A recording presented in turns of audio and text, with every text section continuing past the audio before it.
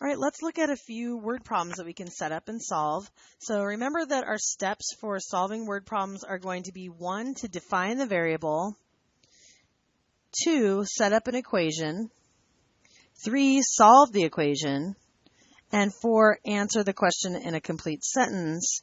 And then what would you say that I would say step 5 is? Oh, you know me so well. Yes. And then we want to check it. Now, of course, a lot of these problems, you might be able to solve them in your head. That's kind of not the point. We're really trying to practice our algebra skills so that we want to set up equations. And that's because when the problems get harder, we want to be able to use an equation to model the situation.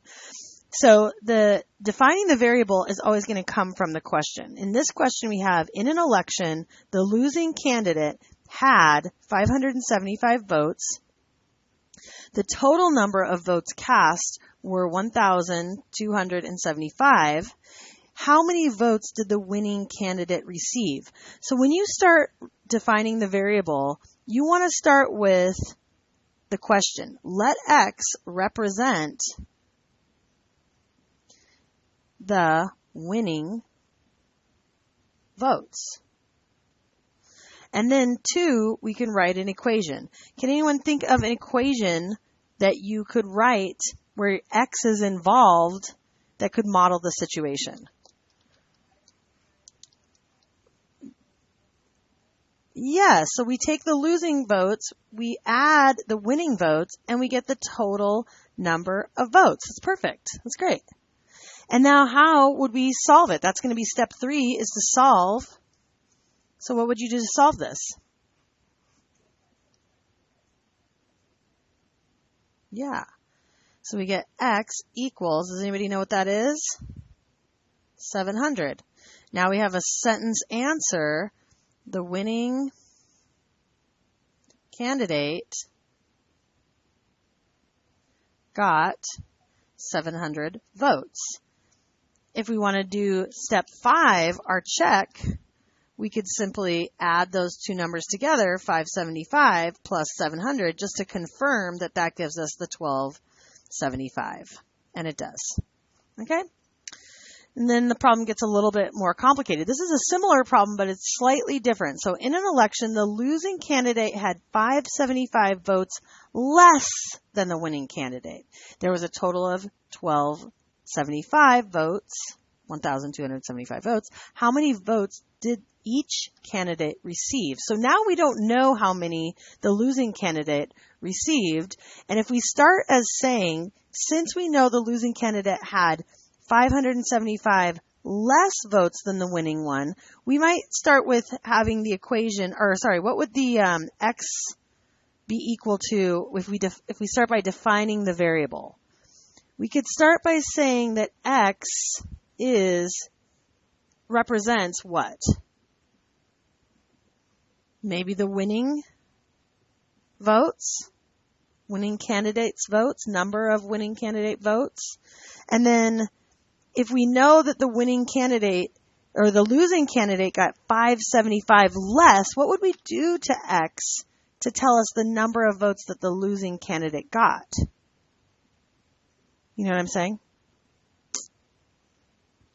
If we have X minus 575, this is going to be the number of losing votes. Does that expression right there make sense? Why we would have to have it in terms of X? Because I don't know how many votes the winning candidate got, but I know that if I take that number and I subtract the 575, that's going to tell me the losing candidate votes. Let me know if you have questions on that. Okay, now let's talk about how we would set up an equation. So what do I do to get the total number of votes? I would add the losing votes and add it to the winning votes. I know that the winning votes is X and the losing votes is X minus 575 equals 1,275 votes total. So now if I go to solve this, what would I need to do first to solve it? Add what? Yeah, how many X's do I have? 2x minus 575 equals 1,275. And then next step, so we're combining our like terms. Next step, what would I do? Add 575 to both sides. And I get 2x equals how many?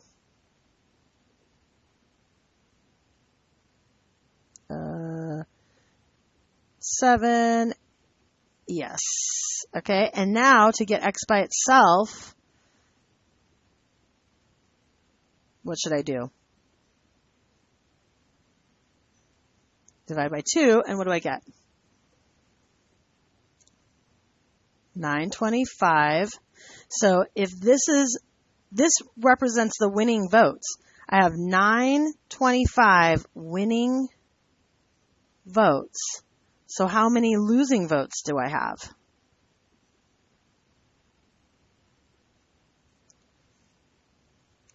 Yeah, so I'm going to take that 925, I'm going to subtract the 575, and that should give me, help me out with my math here, 350? Are you just guessing? You could use the calculator. Okay, I'm going to use the calculator.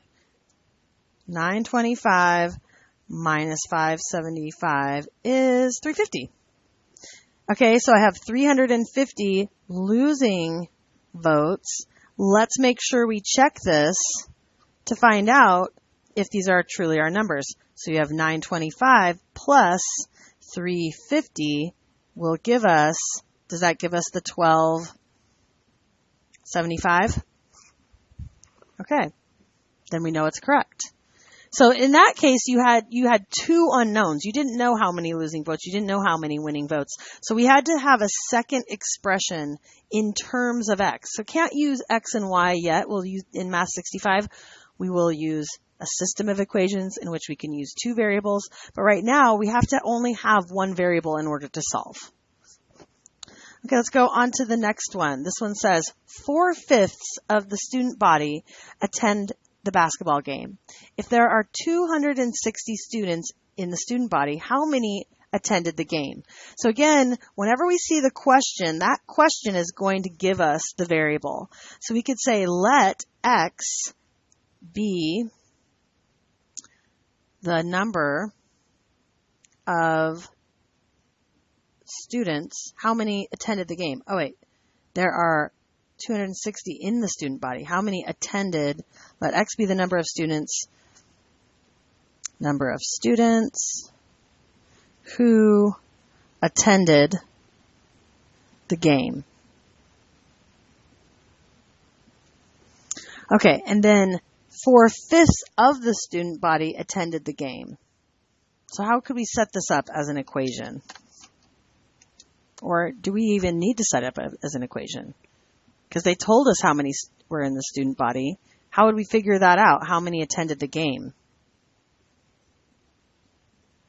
Right, we have 4/5 of the student body, which is 260. So in essence, we have x pretty much solved here. So we have 260 over 1. How many times does 5? We can cross cancel. How many times does 5 go into 260? Or if you want to use your calculator for this one, we could go 4 divided by 5, 4/5. That's 0.80 times 260, 80% of them. So 208 attended the game. That's kind of to help you get started for the next one, which says 4/5 of the student body attended the game. If 260 students attended the game, how many students are in the student body? So maybe let's use the same variable x to represent the number. Well, actually here we'll have x is the student body. That's a different variable. Never mind. Don't connect those two. Okay, and now we have 4/5 of the student body. We don't know in this case what the student body is. So here we have 4/5 of x is equal to 260 because these are the number of students who attended the game. So here's part 1 to find the variable. Part 2, write the equation. How could you solve this equation? Yes, multiply by the reciprocal on both sides, 5/4. We get x equals, if I do 5 divided by 4, I get 1.25. 1.25 times 260 gives me 325.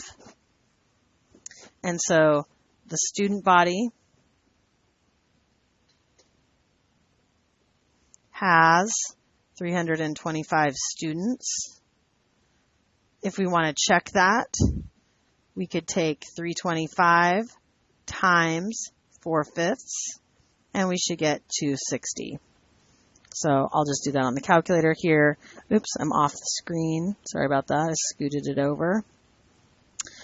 So if we have 4 divided by 5, which is 0.8, times 325, we should get 260. Yes. Did you have a question? All right, let's go on to the next page. So we have a couple more examples of word problems here. We're going to do the same steps. The sum of 3 consecutive integers is 51. So a question came up earlier. What does it mean that you have consecutive integers? Can you give me an example of 3 consecutive integers? Maybe 3, 4, 5. Consecutive just means in order. So if you think about these numbers, 3, 4, and 5, if I were going to add them up, 3 plus 4 plus 5, that would be 9, 10, 11, 12. So the sum of these 3 consecutive integers is 12. Now, if I say I don't know the numbers, I start with the first one being x. What's the relationship that 4 has to 3? In other words, if I know the first one is x, what's the second one have to be? How much more? What do I have to do to 3 to give me 4? I could go x plus 1, right? Because it's 1 more. And then if I know that 3 is my first number, how much more do I have to add to 3 to get to 5? So that means my third one is x plus 2. So we could start out with x is the first number. X plus 1 is the second number. And then x plus 2 is the third number. So that's our variables defined. How would we write an equation that shows that the sum of these 3 consecutive integers is 51? What does the word sum mean? Yeah. So we would have x plus 1. Here's the first one. Here's the second one. Plus x plus 2. So here's the first number. I'm just putting parentheses so you can see. They don't have to be there. 1, 2, 3.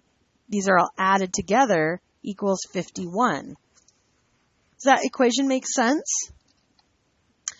What would you do to solve it? Yeah, you can combine like terms. And I didn't need the parentheses. There's nothing to distribute. So how many x's do I have? And what's my constants?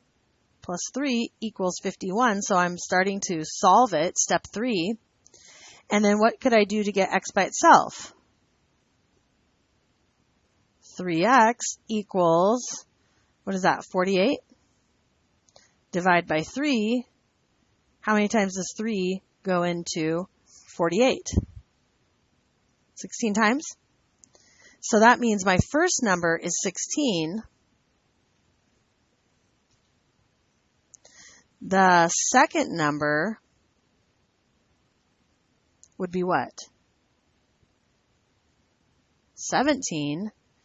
And then the third number is 18. Now, if we want to check that, if we add 16 plus 17 plus 18, does that give us 51? And it should, right? With odd numbers, sure. So another example could be if you had, let's say I had 3 consecutive odd numbers, let's just take, actually I would have to think of, can you give me a number that they add up to?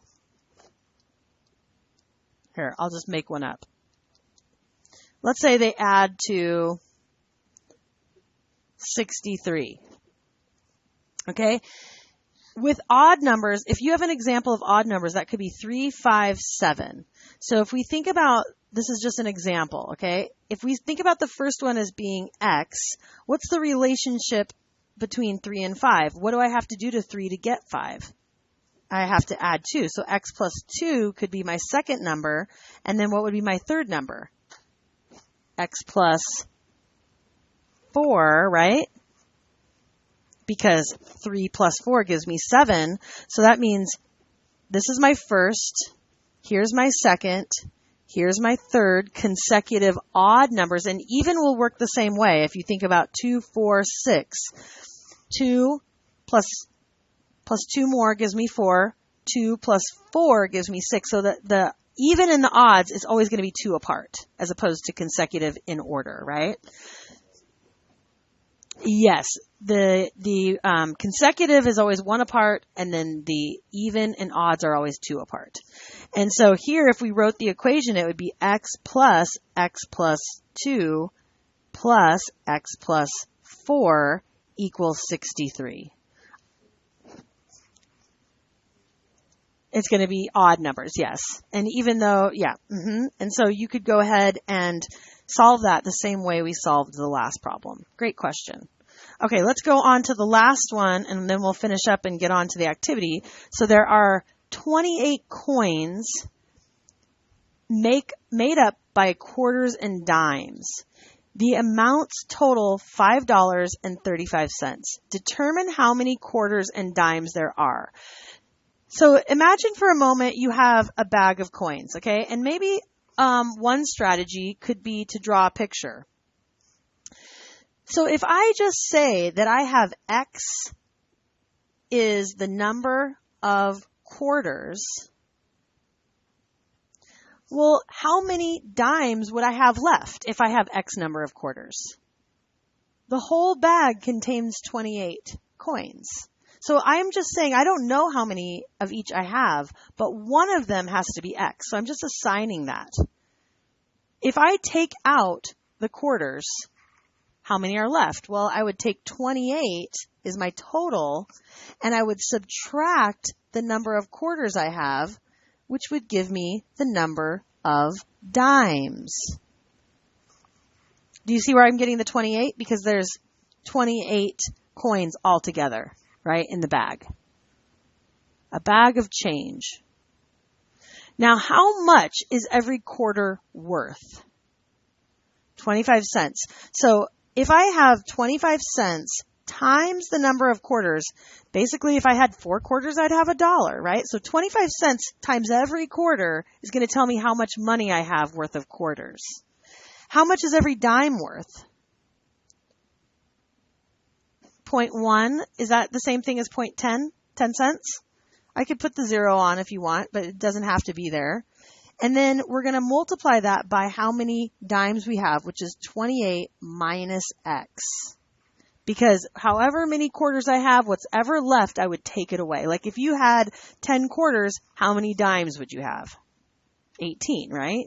I mean, I don't know if that's the right answer, but I'm saying it doesn't matter how many quarters you have, you would be taking that away from your total, and whatever's left would be dimes. How much is this worth altogether? All my quarters and dimes add up to a total of $5.35. Does that equation make sense? That's the most complicated one we've probably done, and it does involve some decimals. Any questions on that so far? How we got that? Okay, so now we could go ahead and solve it. So if we wanted to distribute, here we have 0.25x plus, does anybody know what 10 cents times 28 is? 2.8, right? Minus 0.1x equals, does everyone see where I'm getting that? 5.35.